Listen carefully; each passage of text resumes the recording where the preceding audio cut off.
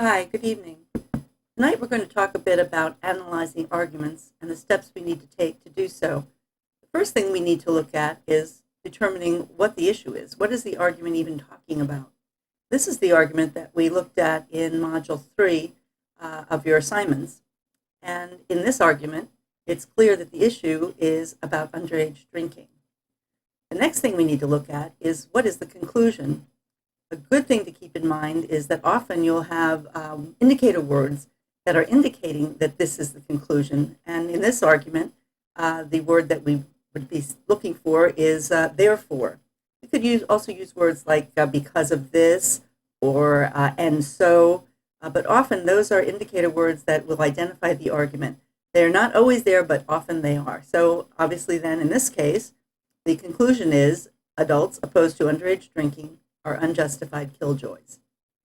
The next step that you need to look at is what are the reasons that the author of the argument gives for coming to that conclusion. In this argument, there are two reasons. The first is adults opposed to underage drinking are primarily concerned that young people shouldn't have too much fun. And the second, but young people have as much of a right to enjoy themselves as anyone else. The next step is to look at those reasons and decide whether they are, in fact, sound. So, for example, the first one, adults opposed to underage drinking are primarily concerned that young people shouldn't have too much fun. That's making an assumption, actually two assumptions. The first assumption is that the adults are mostly concerned that young people shouldn't have too much fun, and there's no evidence to support that. We don't know what all of the adults are thinking.